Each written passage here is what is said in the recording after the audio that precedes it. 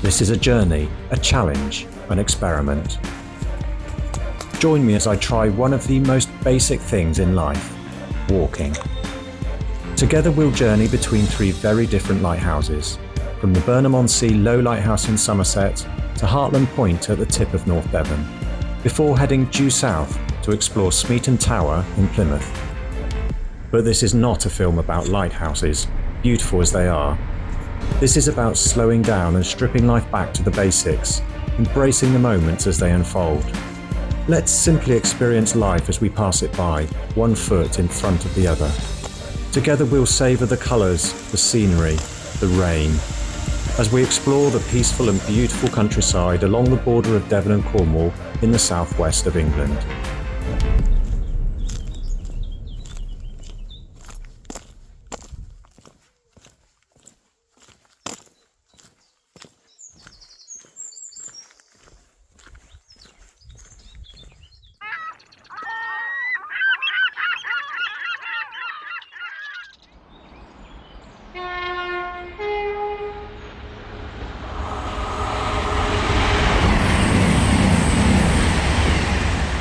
Day 1.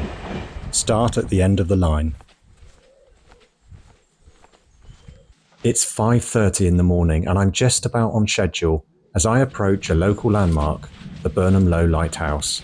For over 190 years, a beacon of reassurance to seafarers navigating these muddy estuarine waters. And to me, a fitting start to a greatly anticipated adventure. I'm walking, belly full of breakfast and backpack heavy on my back, breathing the crisp morning air as I try to settle my stride to a comfortable pace. There is nobody else around. I have a schedule to keep. I have just shy of a 4-mile walk, about 6 kilometres, to get to the railway station, to catch a train which should take me to a second train, to get on a bus which will take me to a second bus and leave me to find the official start of my journey.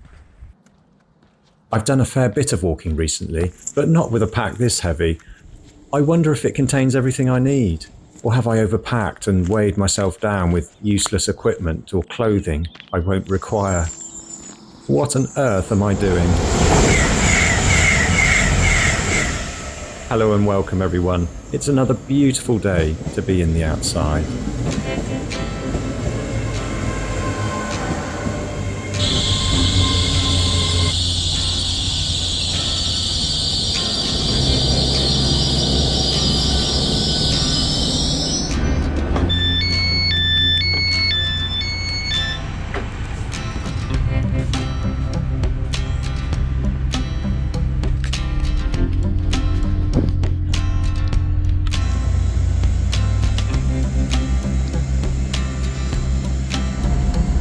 Aboard this Great Western Railway service to Penzance.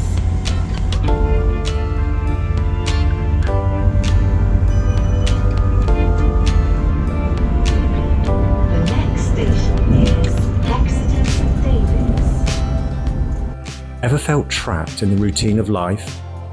Like an ill-fitting cog in the machine we call society?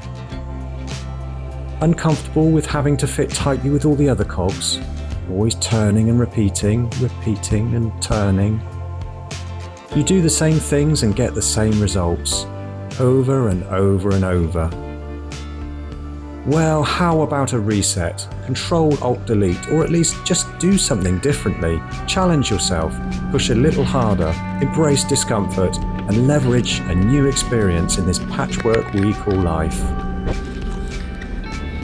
Well, the first step toward getting somewhere is deciding that you're not going to stay where you are. And having recently reached what felt like a significant birthday milestone, I decided to do just that. To simply put one foot in front of the other and go for a walk.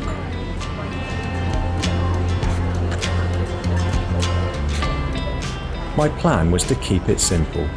To put life on hold for a few days and just walk in nature, to recharge, experience some of life's variety by simply walking past it, stopping when I needed to, and taking in the experience as it unfolded. I would travel alone, positive, independent, and curious. All I had to do was keep walking. I mean, walking, how hard can it be?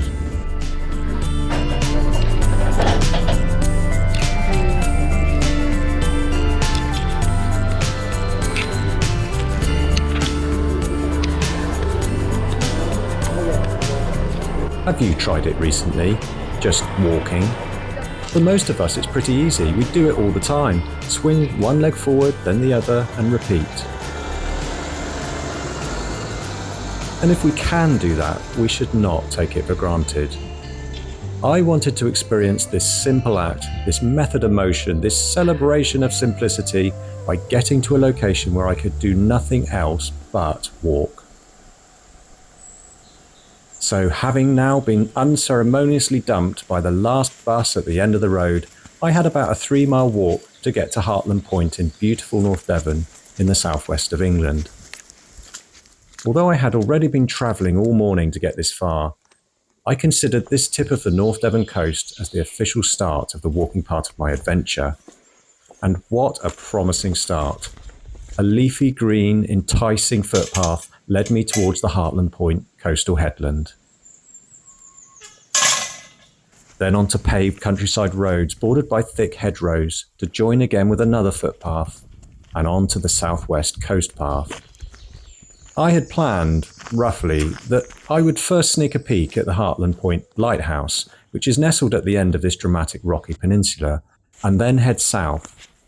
But having walked this beautiful but challenging part of the coast path in the past, I decided that this time my southerly journey would quickly move away from the coast and I would walk inland, through what was for me the relative unknown.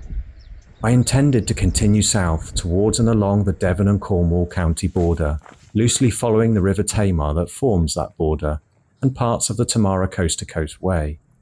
But I was adamant not to be bound by the jurisdictions imposed by a map or a guidebook. I would simply wander where I wished and use the time I had to walk as far as I could. And so here I was on a warm but grey day. My walking journey had at last begun, celebrated with a mango and papaya smoothie. You can no longer get to the lighthouse at Heartland Point, which is a shame, but there it is as you round the headland, still standing firm, staring face on towards the mighty Atlantic Ocean. For 150 years a landmark from both land and sea. There were a handful of other walkers on the path at this point. It's a popular trail and rightly so. The views along this section of the coast are stunning. Well worth a visit if you can, but oh my goodness, the trail is steep in places. Winding continuously up and down, it's well marked. But the inclines and subsequent declines are significant enough in places to require rough steps cut into the side of the hill. Sometimes the steps help, sometimes they just seem to get in the way. And this would not be the last time I would question the necessary contents and weight of my backpack on this journey. At the start of this adventure, it weighed in at about 22 kilograms or 48.5 pounds, so pushing up those steps was challenging, even painful.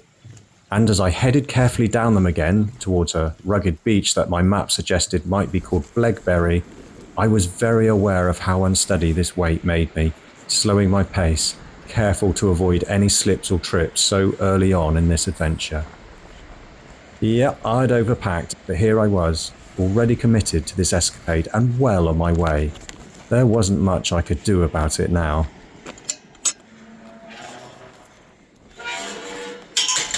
Day one on the trail and I was already reminded of the importance of embracing challenge. I would have to be adaptable. I figured this was key, whether facing rugged terrain or navigating the twists and turns of fate.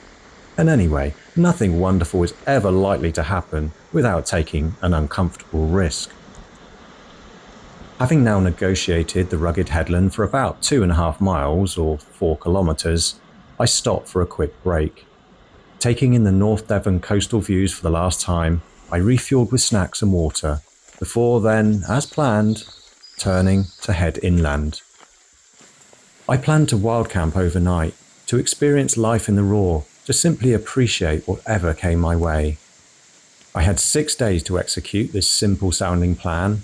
6 days that I had cleared of all other life priorities, just to see how far I could get and what I might experience. Eager to explore, I would embrace the change, be adaptable, stay curious, all key assets in this ever-changing world. And I just kept walking, following tranquil footpaths, then quiet country roads as I continued on my slow journey south. The coastal scenery had transitioned to rural farmland, and as the scenery changes, so too does the weather.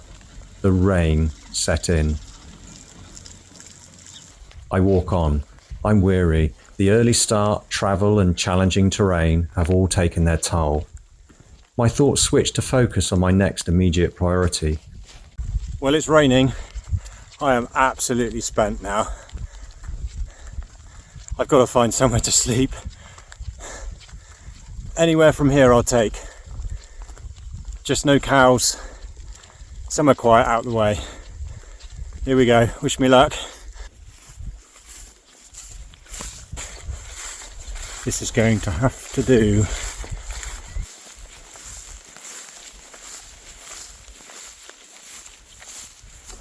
Just need to find the corner.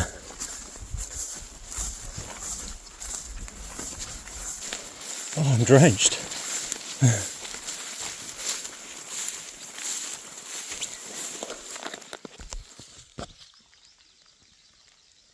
I brought with me enough of what I anticipated I might need to both survive and thrive throughout this adventure, and this includes my new and tiny tent. This is the OEX Fox 2 single-person tent.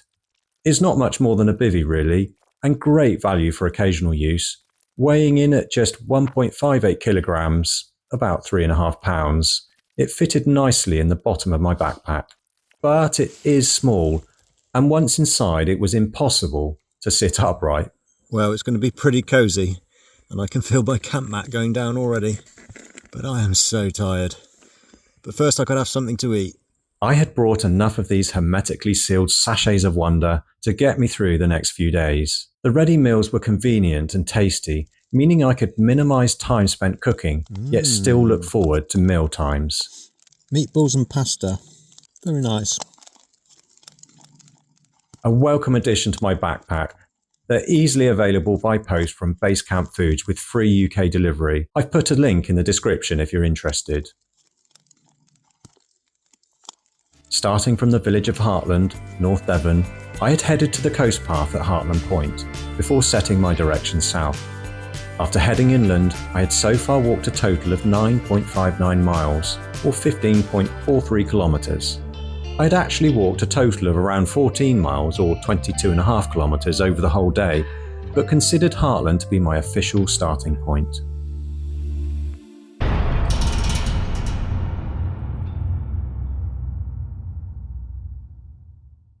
Oh, well, good morning. That was fun. I got a little bit cold towards the end of the night, but other than that, it all went okay. I just managed to get dressed in this tiny tent. Oh my goodness, contortionist. Right, are you ready?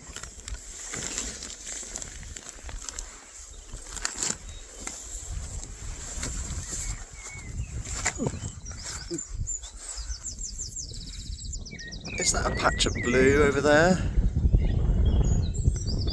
I'll take it.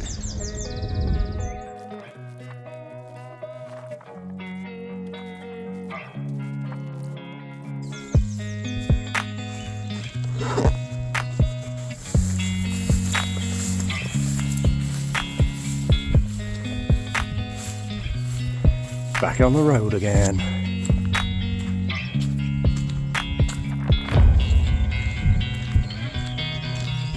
Day 2, unsuitable for motors.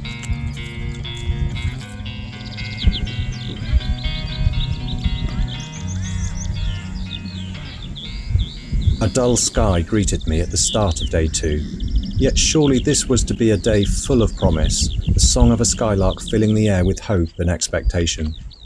I had packed up camp early, keen to remain unnoticed. A small depression in the grass was the only sign that I had camped overnight. My boots were still wet from the wet grass the day before, and within a few minutes, so too were my feet. I didn't really mind. I was looking forward to another day of exploring, progression and freedom. Absolutely beautiful. What do you think?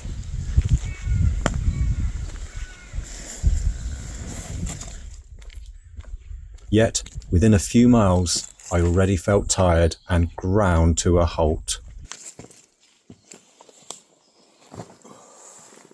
I've had to stop. Look at this. This terrain is a lot tougher than I thought it would be.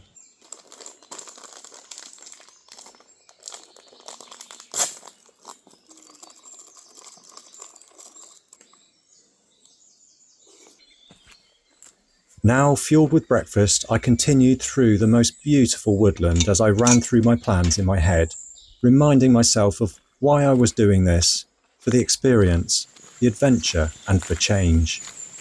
In the moment, the experience is often not easy, but that's what makes the adventure. That's what gives opportunity for change.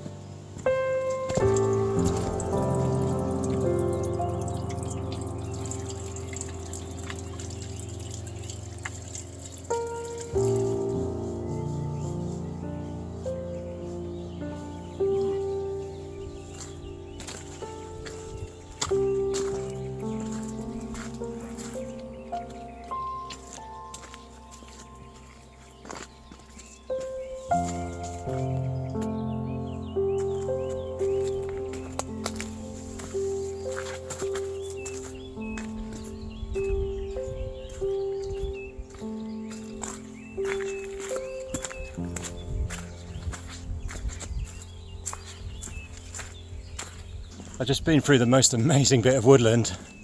Absolutely amazing. I even saw a violet. Exciting for me. And then I realised I'd gone completely the wrong direction. So I've probably added on about a mile and a bit. So I've hit the tarmac again. I'm tired, but it's lovely. Yep, day 2 and I was already tired. This pack was stupidly heavy. I'd overestimated the strain of the extra weight.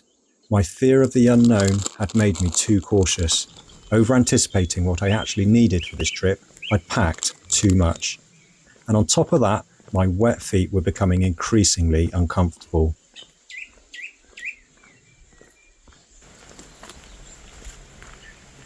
The map showed a footpath heading directly south. To get there, I first had to cross a busy main road, a noisy interruption to what had been the most serene of mornings. And this is where things started to get a little strange. For a start, the rain that hadn't really bothered me in the magical woodland seemed so much more threatening out in the open. But mostly because I just could not find the entrance to the footpath. Surely this cannot be it. I decided to take my chances. If this turned out not to be the path, my only choice would be to walk back to the busy, noisy main road and add several miles of extra strain to my now sore and blistering feet.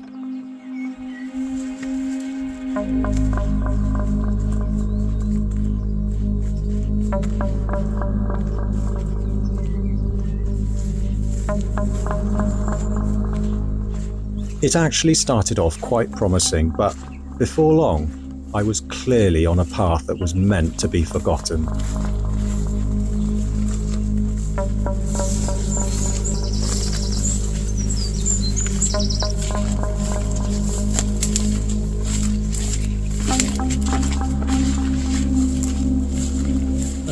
Oh my goodness.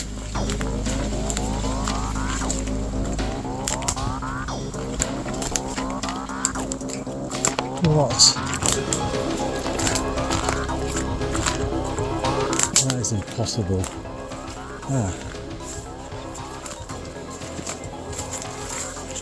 What? Although it was marked on the map, it was very apparent that the landowner would prefer that this route were never walked again.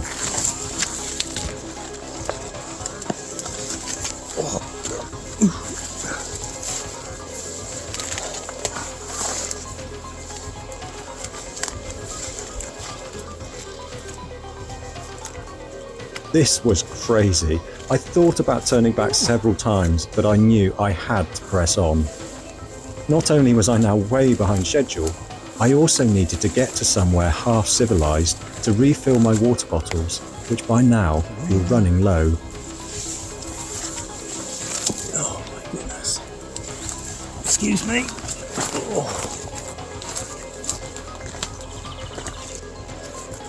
I get the distinct impression nobody wants you to come down here.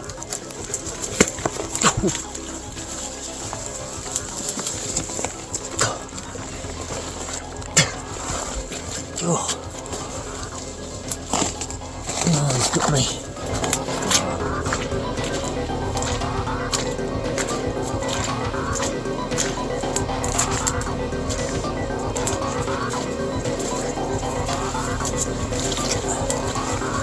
Oh no. Here's another one.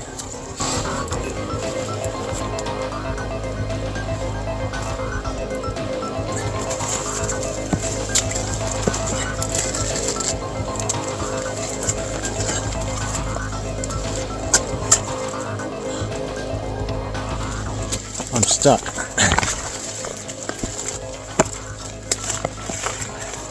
There was no way I was going to cut back to the noisy main road I had crossed earlier and add extra wear to tiring legs and sore feet. Wow. Hard to know where to go. If I could only find my way through the next 2 to 3 miles of what should have been a straight and easy path, I might actually make up some time. Oh, yeah.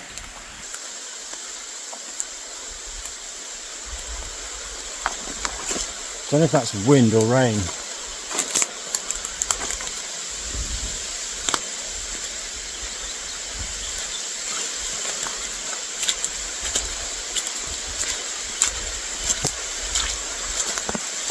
Rain.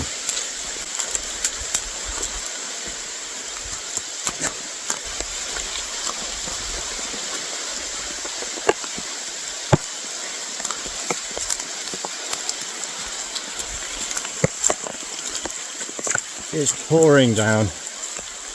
Got to stop to put my coat on.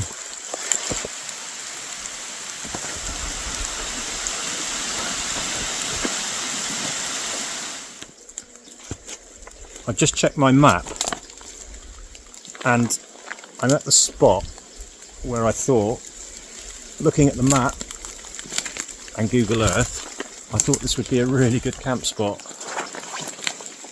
I am so glad I stopped early last night. That was the best decision I could have done. It's now about 12:15 and I haven't even got to where I thought I'd be last night, according to my original plan. So things change, you've got to roll with it. Here we go, what's this? Do we bushwhack one last time? Well, hopefully like one. Oh my goodness. They do not want us here, do they? Okay. Cows as well. Just the way it is. Yeah, someone's done this before.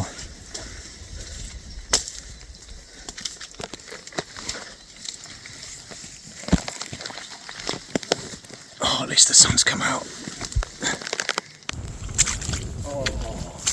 Oh my. Ooh.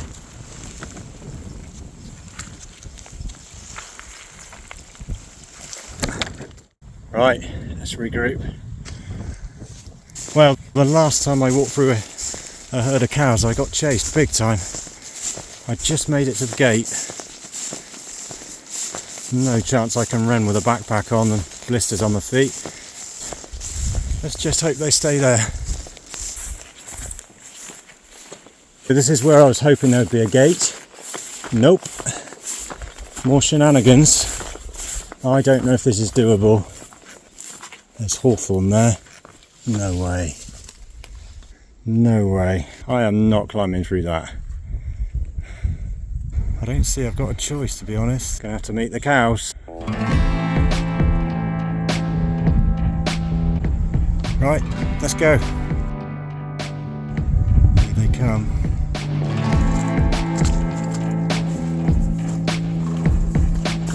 Oh my goodness. I will, I'll eat you.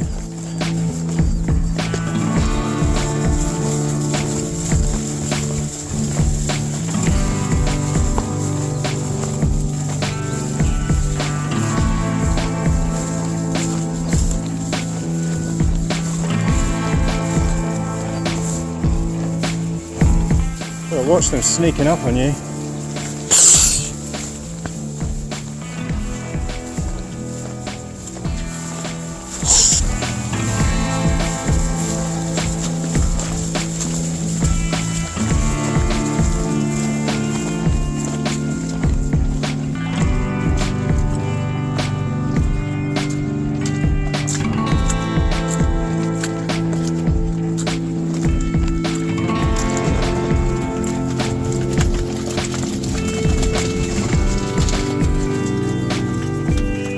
Look, I need to check the map, guys. Can you just buzz off?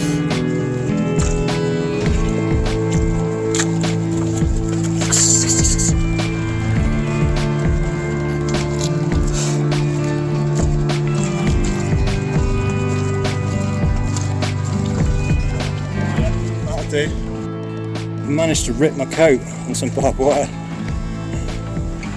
Anyway, it's been a pleasure, ladies. You made that fun, didn't you? Cheers. Bye. Thanks.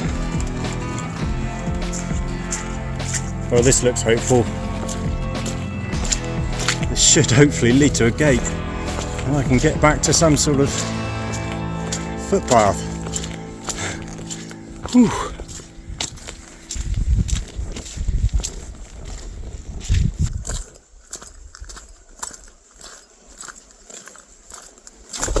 Oh, that made me jump too. Anyway, look what we've got here. Freedom. Freedom.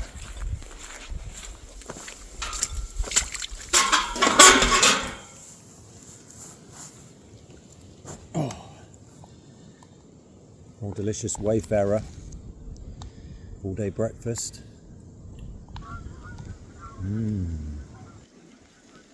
I was very grateful for those ready-to-eat meals and snacks.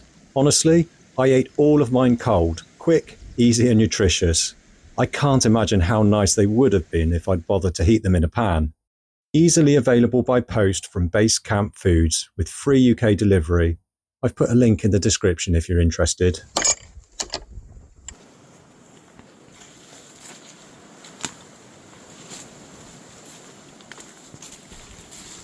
Right, let's get cracking. Ramble. Oh, not quite as bad as the other one. In fact, nowhere near as bad. Quite pretty, actually. Day 2, in reality, was turning out to be more of a challenge than I'd anticipated. Harder than I'd thought. Not steep, just slow, heavy and hard. But having fought my way back to easier and less hostile terrain, I was confident that the worst must be over. And anyway, this was always supposed to be an adventure. The whole plan was to push out into the unknown and explore. I mean, when has an adventure ever been straightforward, uneventful, and convenient? A good definition of adventure should include words like exciting, unusual, and experience, and would most certainly feature some element of challenge and risk. What a contrast to boredom, having nothing to do, a lack of external stimulation, lack of motivation, or no sense of purpose. Easy. I had set out not really knowing what to expect. That was kind of the point, just to push myself to do something different, go somewhere unfamiliar. And I was enjoying it too, a master of my own schedule. And if that schedule changed, I didn't mind at all. Well, as long as I could get back to the train station by day 6. I had made it to Upper Tamar Lake, which is where, when I had been planning the route, I'd anticipated would make for a welcome stop at the end of day 1. Well, I'd made it by day 2, and that was just fine. And it was every bit as welcoming as a lone rough camper could ask. In fact, when I arrived, the cafe had just closed, but the kind staff very kindly made me a coffee. Thanks guys, that little act of kindness really was appreciated. I was also able to make use of the facilities and restock my water supply. The simple things. Just knowing that you have enough water to be going on with gives such a sense of security, a soothing reassurance that tomorrow will take care of itself. But today was not done yet. Now restocked and refreshed, it was time to hit the trail again.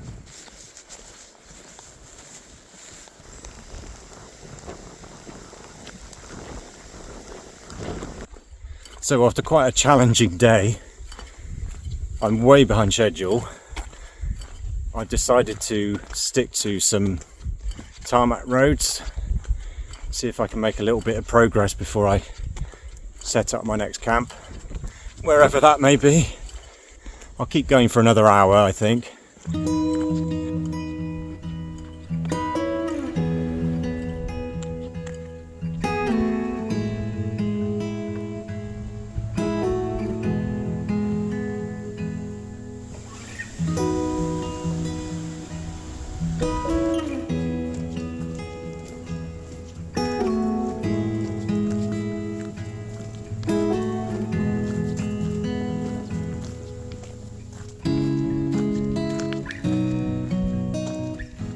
After crossing the county border from Devon and into Cornwall, it was finally time once again to find a decent hidden camping spot and settle down for the night. And knowing I need a good sleep, somewhere that I won't be disturbed. Nah. Let's try somewhere else.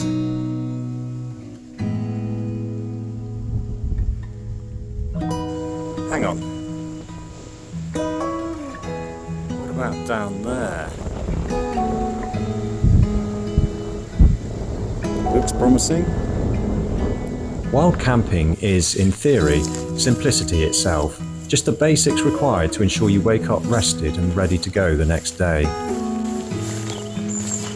Is this wet?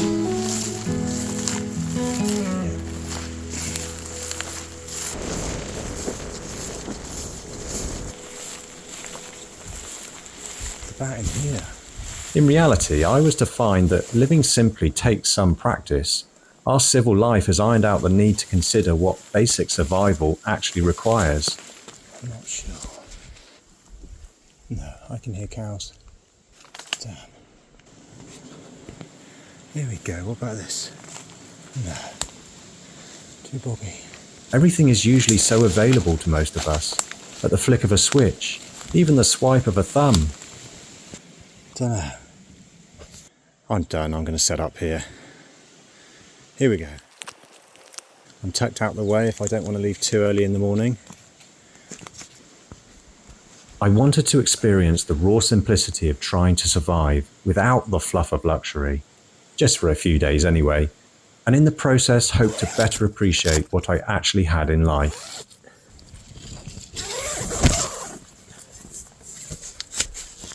It's a bit wet. First job is to dry that out. Well, another good day. I'm tired out, man. So I've got myself in the bivvy quite early. Oh, it's about 5:30, I think. Haven't set up the camp mat and the sleeping bag yet. Gonna have something to eat and a really early night.